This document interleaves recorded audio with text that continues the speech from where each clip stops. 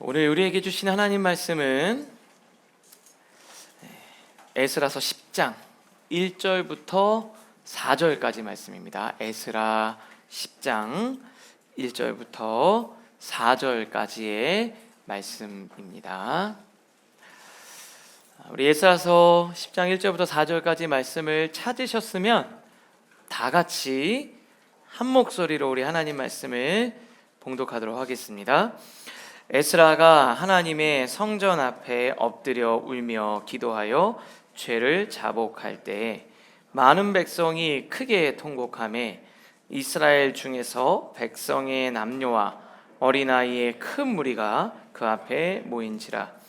엘람 자손 중 여열의 아들 스가냐가 에스라에게 이르되 우리가 우리 하나님께 범죄하여 이 땅 이방 여자를 맞이하여 아내로 삼았으나 이스라엘에게 아직도 소망이 있나니 곧 내 주의 교훈을 따르며 우리 하나님의 명령을 떨며 준행하는 자의 가르침을 따라 이 모든 아내와 그들의 소생을 다 내보내기로 우리 하나님과 언약을 세우고 율법대로 행할 것이라. 이는 당신이 주장할 일이니 일어나소서 우리가 도우리니 힘써 행하소서 하니라. 아멘.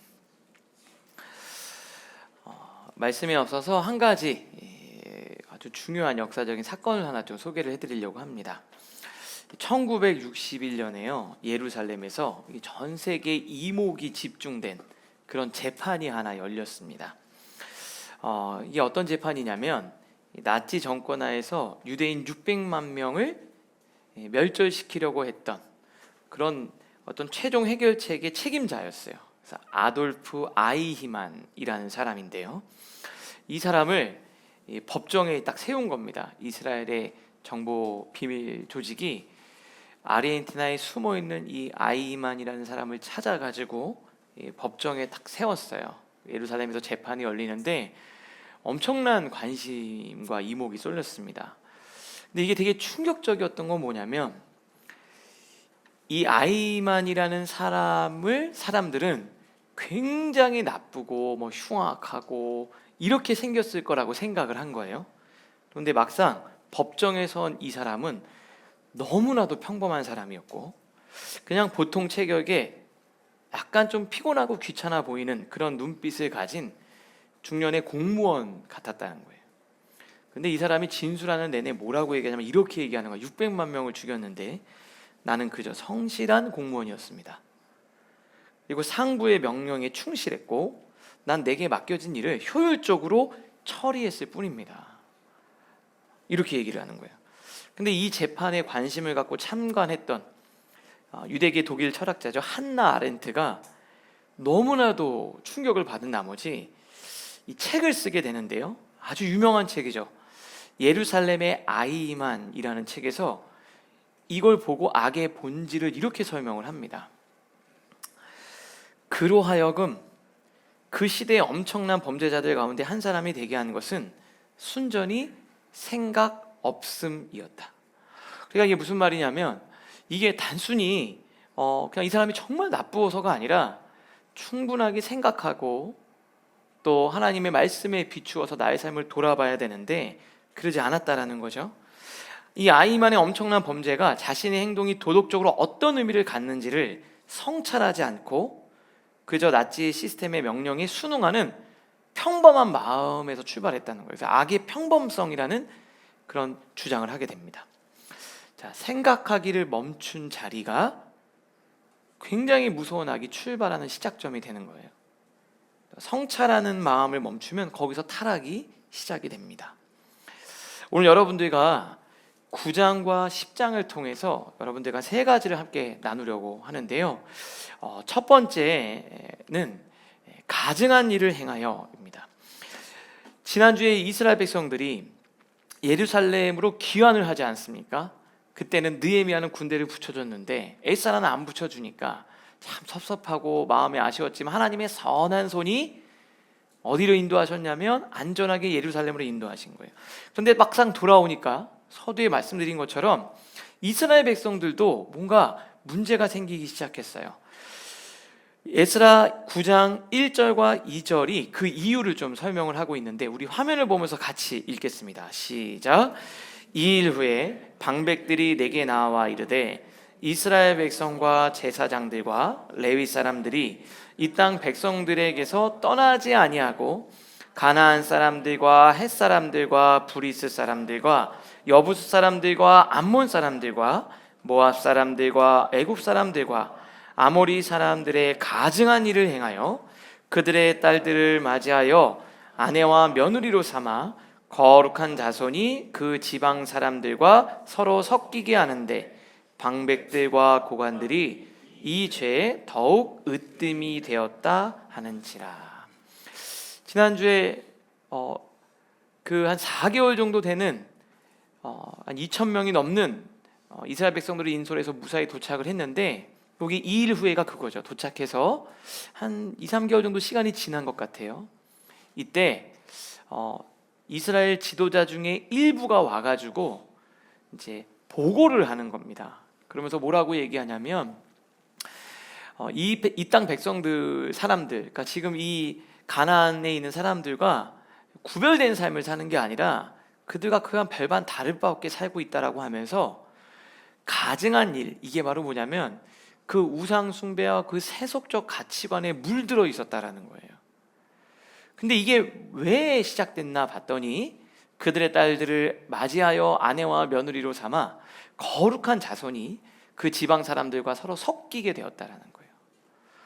그러니까 결혼이 문제가 아니라 결혼을 하다가 보니까, 그리고 아주 세상적인 가치관을 가지고만 이제 결혼을 생각하게 되니까 어떻게 되냐면 그 세상적 가치관이 그대로 전달돼서 섞이게 되면서 아주 심각한 공동체의 영적인 문제점을 드러내게 되는데, 더 충격을 받은 건 방백들과 고관들이 이 죄에 더욱 으뜸이 되었다, 이렇게 얘기합니다. 그러니까 이게 이방인과의 결혼이 문제가 아니라 그냥 생각 없이 세상의 요구에 그냥 순응한 거였어요. 나름대로 생각을 했겠죠. 생각이 없었던 건 아닌데 무슨 생각을 했을까요? 이렇게 결혼하는 게 더 안정적이지 않을까?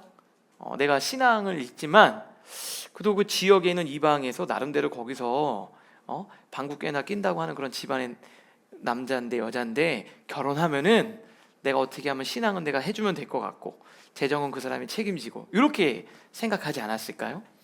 그게 더 현실적인 길이 아닐까? 그리고 사람을 차별하면 안 되지, 이런 생각도 있었을 거예요. 경제적 유익, 사회적 안정, 그리고 잘 지내려면 이렇게 지내는 게 좋지 않을까? 주변과의 마찰을 회피하고자 하는 그런 심정도 있었을 거예요. 근데 세상의 논리로 생각을 한 거죠. 말씀을 통해서 내가 이 선택을 내리면 이게 어떤 영적 결과를 가져올지에 대해서 심각하게 고민하지 않고 영적인 생각이 멈춰졌다는 거죠. 그러니까 생각을 하지 않고 그냥 열심히 사는 거예요. 생각 없음의 죄가 어떤 충격적인 결과를 낳았는지 지금 이 에스라 9장 그리고 10장의 상황과 느헤미야의 하반부가 붙어 있어요. 13장에 24절에 이렇게 충격적인 결과가 기록되어져 있어요. 우리 같이 한번 읽겠습니다. 시작. 그때 내가 또 본즉 유다 사람이 아스돗과 암몬과 모압 여인을 맞아 아내로 삼았는데 그들의 자녀가 아스돗 방언은 절반쯤은 하여도 유다 방언은 못하니 그 하는 말이 각 족속의 방언이므로. 우리가 예전에 느헤미야 때 마지막에 회개와 부흥 운동이 있었잖아요. 고 에스라와 느헤미야가 지금 같은 상황에서 함께 사역을 하고 있는 건데, 느헤미야 때 봤더니 이 상황을 보고서 느헤미야가 너무 충격을 받네. 뭘 충격을 받았냐? 그리고 쭉 자녀들을 보니까 아스돗 방언은 그래도 하는데 유다 방언을 못한다는 거예요. 근데 이게 얼마나 충격적이냐면은 이 유다 말이라는 것은 하나님의 말씀을 통해서 배우는 거예요. 그러니까 세상적인 것들은 잘 이해하고 그 용어를 쓰는데 하나님의 말씀에 대해서 전혀 모르는 거예요. 말씀을 통해서 배우는 언어가 유다 말이잖아요. 자녀들이 신앙의 언어를 배우지 못하고 세상의 언어만 익숙해져 있는 거죠. 그러니까 하나님과 소통이 완전히 단절된 거예요. 여러분, 언어라는 것은 그 언어가 들어오는 게 아니라 그 언어를 통해서 세상과 인지하고 소통하는 거예요. 그러니까 하나님의 말씀이 내 안에, 하나님의 언어가 내 안에 있다라는 건 그 말씀을 가지고 세상과 우리가 소통하고 생각하고 움직이게 되는 건데, 봤더니 하나님의 말씀을 전혀 모르는 거예요. 아예 모르는 거예요. 전혀 몰라요. 저희 이제 우리 라이프 가든 아이들이 있잖아요. 그래도 저희 우리 김하준 전사님이 얼마나 열심히 말씀을 전해주는지, 어제는 갑자기 그러는 거예요. 제 아들이, 아빠 내일 말씀이 뭐야? 그래서 내가 무슨 말인지 못 알아들었어요. 그 뭐라고? 그랬더니 내일 말씀이 뭐야? 그랬더니 내일 라이프 가든에서 하는 말씀 내용이 뭔지를 알려달라는 거예요. 그래서 모르지, 이거 전사님이 아는 거야, 이렇게 얘기했어요. 그리고 한번 목욕탕을 갔는데 제가 이렇게 찬물에 있다가 뜨거운 물 왔다 갔다 하고 있는데 이제 오니가 같이 하고 있거든요. 근데 뜨거운 물에 얼마나 있을 수 있냐? 그래도 뭐 1시간 넘게 있으면은 안 되지 않을까? 그랬더니 1시간 더 있을 수 있는 사람이 있다는 거야. 누구냐? 그랬더니 3명이 있대. 하나님, 예수님, 성령님은 그래서 우리 김하준 전사님이 열심히 하셨구나. 근데 어쨌든 이게 이런 게 아니라 그냥 세상의 언어와 어떻게 하면 세상을 잘 살아야 되는지, 돈 벌어야 되는지, 뭐 이런 거가 이 안에 가득 있었다라는 거예요. 그들의 자녀가 그냥 결혼을 아주 쉽게 생각했는데, 그러고 났더니 신앙을 전수해야 되는데 그 신앙을 전수하지 못하고 유다방어는 못하는 상황이 발생했다라는 거예요. 그러니까 신앙이 다 끊어질 지경이 있었던 거예요. 지금 이 세대가 아니라 그 부모 세대가 그걸 허용을 해준 거잖아요. 자식은 나는 고생을 했지만 얘는 고생 안 했으면 좋겠다는 마음으로 그렇게 결혼을 시킨 거 아니에요. 여러분, 아무 생각이 없었다라는 것이 그게 아니라 육신적으로 세속적인 계산을 했겠지만 하나님의 말씀을 통한 생각을 하지 않았다는 거예요. 근데 이게 왜 되게 중요하냐면, 이게요, 계속해서 그런 생각을 더 강화시키기 때문에 그렇습니다. 로마서 8장 5절 6절 보면, 육신을 따르는 자는 육신의 일을, 영을 따르는 자는 영의 일을 생각하나니. 자, 육신의 생각이 어떻게 되냐면, 육신의 일을 따라 하면 할수록 육신의 생각이 더 나를 지배하게 된다는 거예요. 육신을 따르면 육신의 일을 생각하게 되고, 영을 쫓으면 영의 일을 생각하게 된다, 이 말입니다. 그래, 어느 순간 가볍게 내가 영적인 거를 멈추고 육신을 쫓아가다 보니까 그 생각 속에 내가 점점 들어오게 됐다는 거예요. 우리 6절 같이 읽겠습니다. 시작. 육신의 생각은 사망이요 영의 생각은 생명과 평안이니라. 육신을 따라 살다 보면 그 육신의 생각이 더 지배적으로 나를 다스리기 시작한다는 거예요.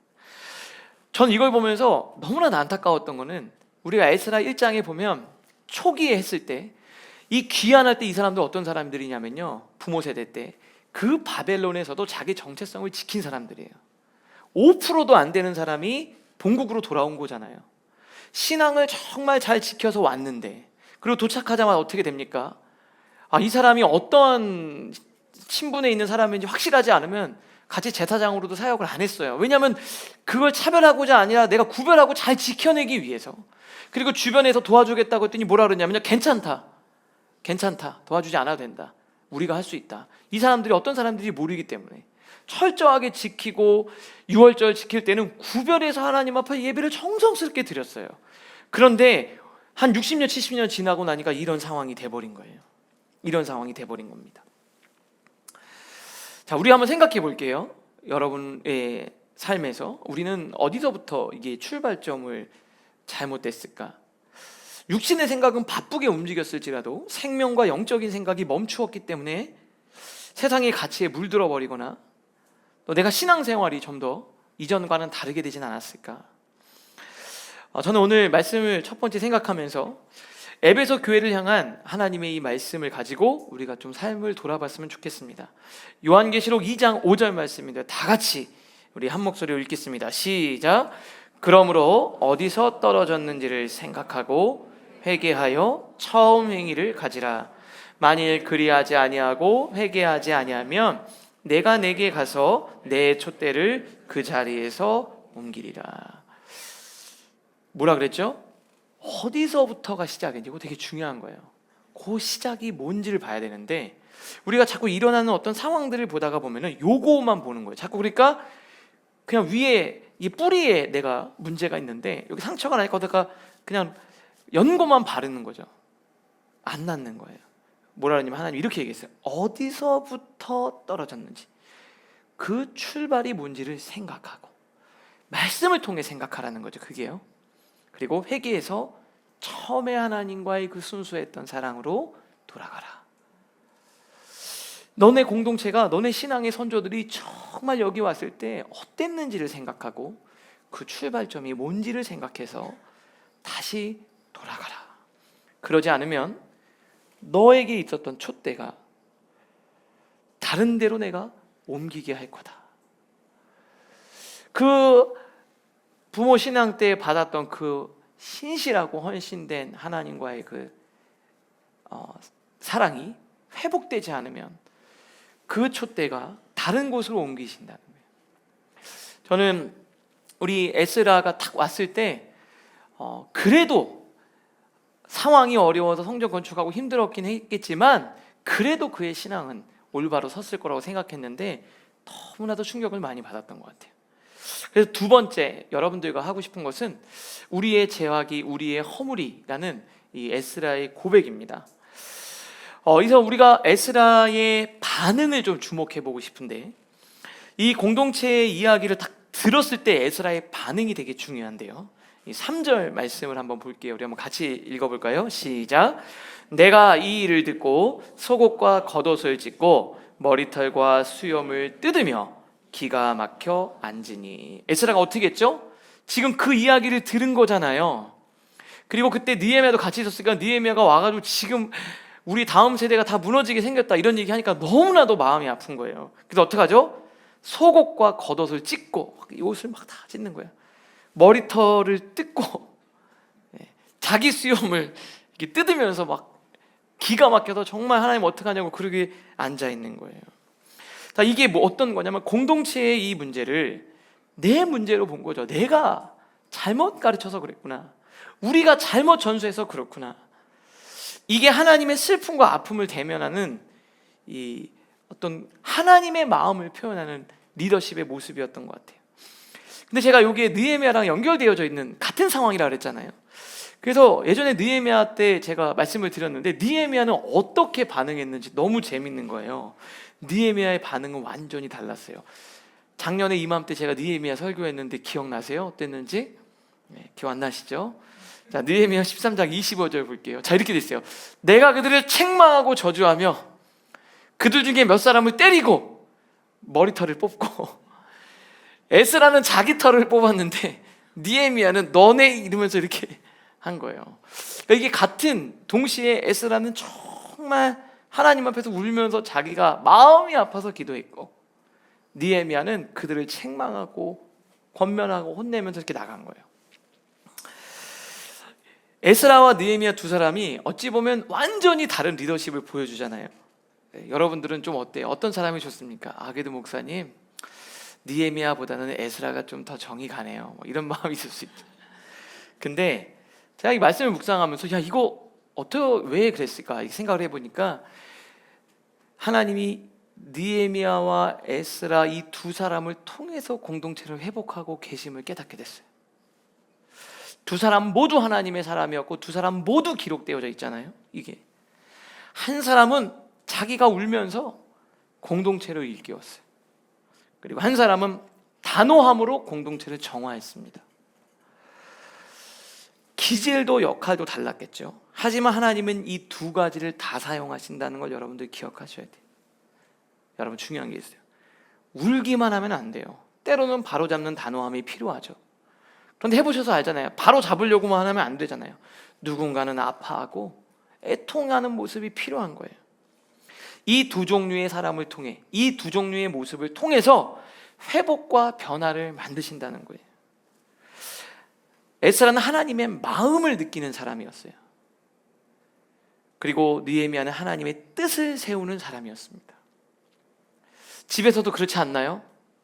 아빠가 정말 무섭게 하면은 옆에서 갑자기 엄마가 더 때리라고 막 이런 사람 없고 일부러 중간에서 어떻게 해요? 말리고 이래야 되잖아요. 이게 밸런스가 맞아야 되잖아요. 아빠가 막 화를 나서 막 하면 막 하면서 하고 적절하게 약간 맞았는데 많이 맞지 않도록 이렇게 하면서 적절하게 이제 엄마가 그리고 끝나고 가면은 막 이렇게 해줘야 되잖아요. 아니면 내가 책망을 했지만 그거로 끝나는 게 아니라 그 내 마음, 아픈 마음을 얘기해 줄 때 자녀가 변화되는 거잖아요. 이 두 가지가 다 있어야 되는 거잖아요. 근데 하나님이 에스라에게는 그 역할, 한쪽의 역할을, 느헤미야를 통해서 그 역할을 한 거예요. 여러분, 하나님의 마음이 없는 개혁이 있어요. 하나님의 마음이 없는 개혁, 그것은요 차가워요. 근데 하나님의 뜻이 없는 개혁은요, 눈물은 공허합니다. 이 두 가지가 하나님이 다, 제가 보면서 야, 하나님의 에스라와 느헤미야를 통해서 이렇게 일하시는구나. 느헤미야는 막 자기 수염을 뜯으면서 주변에 보면서 막 그럴 거 아니야. 우리 느헤미야 제사장 어떡하냐고. 그래서 막 사람들이 막 안절부절하고 있더니 에스라가 막 그러고 있으니까 느헤미야 어떻게 해요? 니네들 어떻게 그럴 수 있냐고 막 하면서 이걸 회개해야 된다고 이렇게 양쪽에서 이렇게. 집에서도 우리 아빠 엄마 두 분이서 역할을 잘 나누셔서 어떤 분이 느헤미야 하실 건지 어떤 분이 에스라 하실 건지 둘 다 에스라 하시면 안 돼요. 때로는 아내가 더 그냥 느헤미야처럼 하면 아빠가 좀 에스라처럼 하고, 그죠? 이 두 가지가 다 필요한 거예요. 그리고 이어서 이제 막 그 애통해하는 마음으로 느헤미야가 하나님 앞에 기도를 하는데요, 아주 유명한 느헤미야의 중보 기도가 기록되어져 있는데 기도에 몇 가지 특징이 있어요. 우리 6절 말씀을 이어서 한번 같이 읽겠습니다. 시작. 말하기를 나의 하나님이여 내가 부끄럽고 낯이 뜨거워서 감히 나의 하나님을 향하여 얼굴을 들지 못하오니 이는 우리 죄악이 많아 정수리에 넘치고 우리 허물이 커서 하늘에 미침이니이다.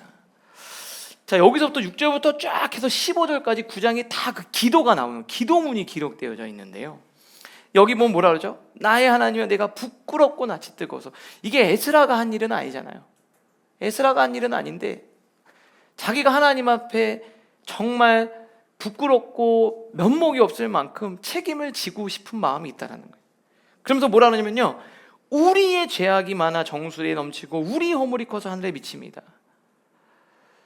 요 구절을 제가 봤더니 계속 한번 읽어보니까 우리 이렇게 나오는 거예요.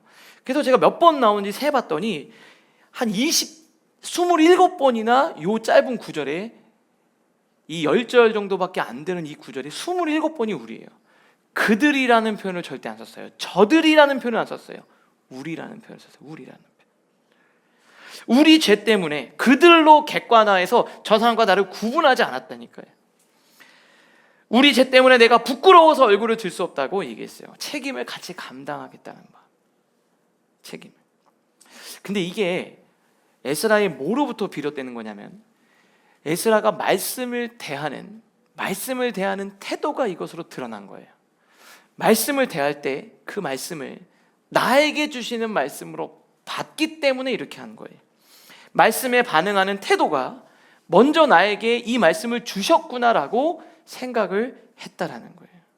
그래서 어떤 사람들은 말씀을 들으면 누구에게 하는 거죠? 다른 사람에게 먼저 적용을 하거나 객관화해서 저 사람을 판단하는, 정죄하는 잣대로 사용하지 않았다는 거예요.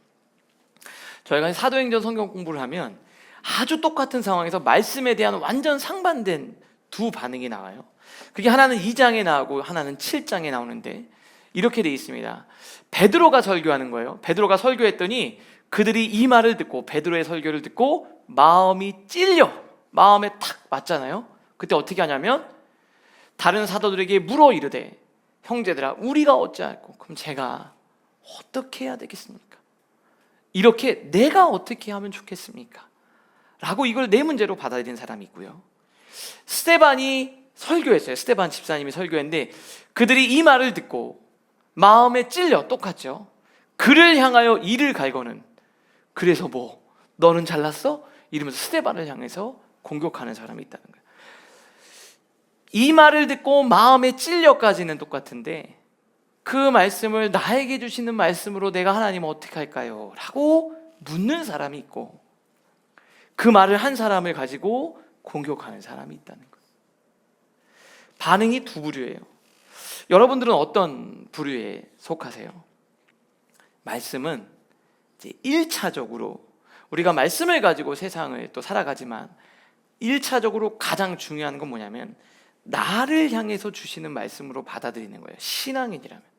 그러니까 하나님 말씀을 들을 때 나에게 적용되는 말씀으로 봐야 돼요. 나에게 들려주는 말씀. 근데 그게 이 말씀을 듣고 저 사람이 들어야 될 말씀이라고 한다면 이거는 종교가 되는 거예요. 신앙이 아니라. 말씀이 남의 이야기가 될 때가 종교고 나의 이야기로 들릴 수 있을 때 그게 우리는 신앙이라고 이야기를 합니다. 그런데요, 이게 이제 바뀌면 어떻게 되냐면 다른 사람을 위해서 적용을 하게 되면 이게 갈등을 유발하고 문제를 일으키게 되는 거예요. 여러분, 이제 가정이나 또 공동체 안에서 어떤 갈등이 있을 때 그 말씀을 듣고 어떻게 하세요?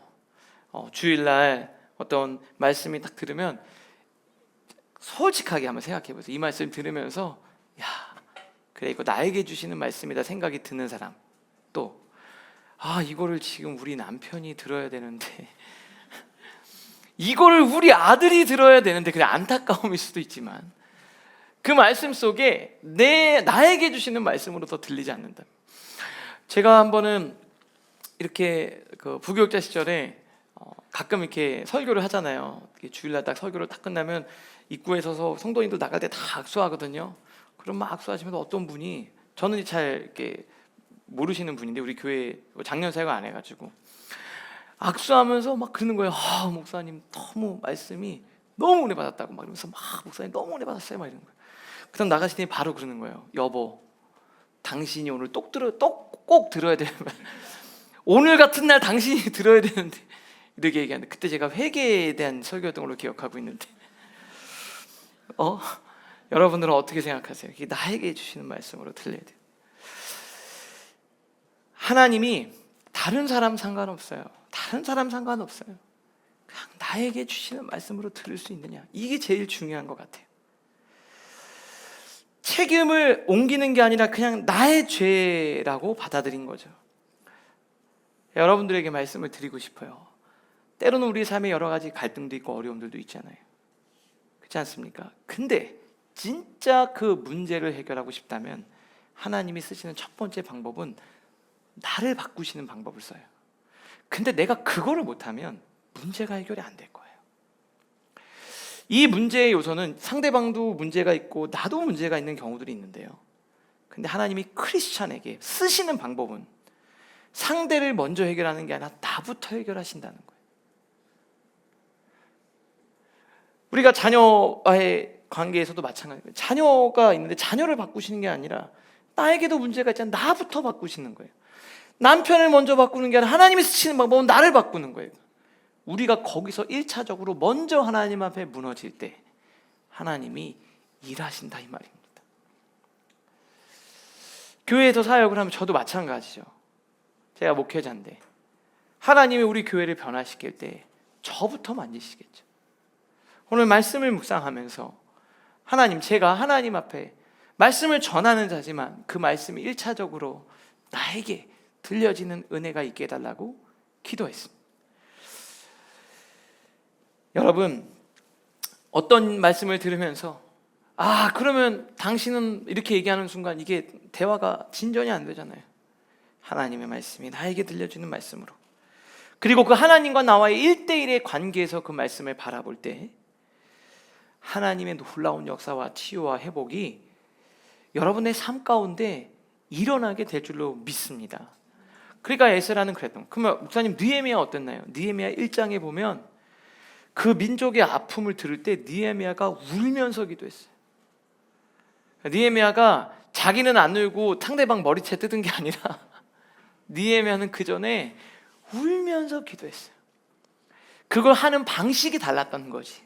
에스라도 그랬고 느헤미야도 민족이 고통당한다는 소식을 듣고 지금 이 얘기를 다 들은 거잖아요. 그때도 그렇게 울면서 느헤미야는 기도할 수 있었어요.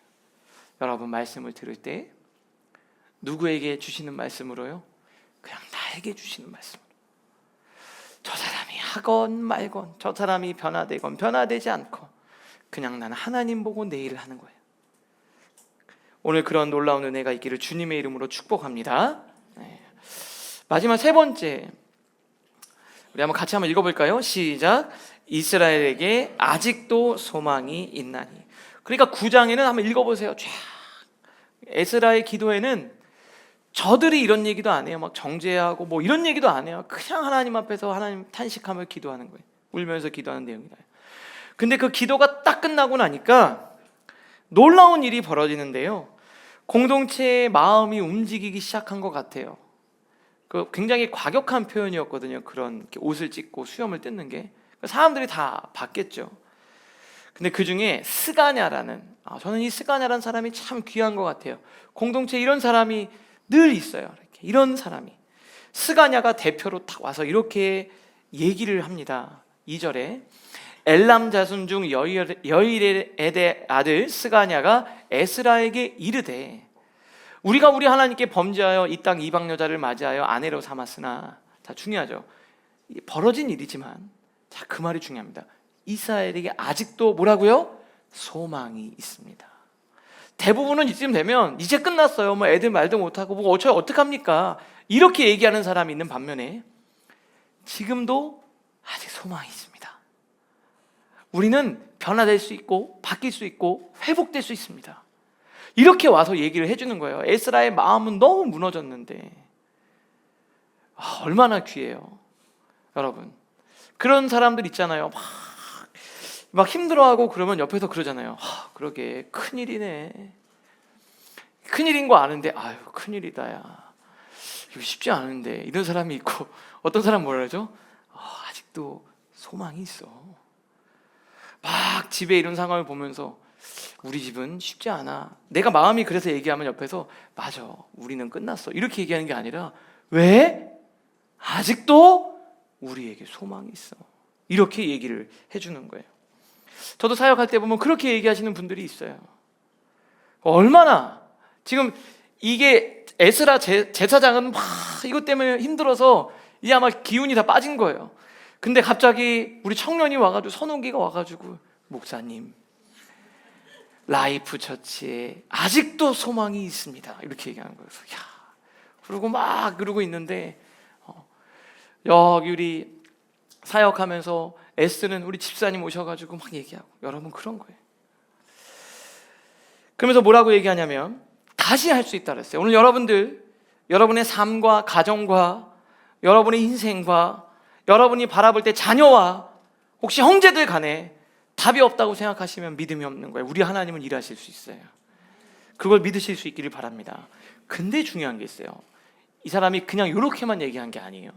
자, 우리 3절 같이 읽겠습니다. 시작. 곧 내 주의 교훈을 따르며 우리 하나님의 명령을 떨며 준행하는 자의 가르침을 따라 이 모든 아내와 그들의 소생을 다 내보내기로 우리 하나님과 언약을 세우고 율법대로 행할 것이니라. 근데 그냥 이렇게 감정적으로 얘기한 게 아니에요. 어떻게든 되겠죠? 이게 아니에요. 마음이 아프지만 하나님의 명령을 우리가 준행하면서 가르침을 따라서.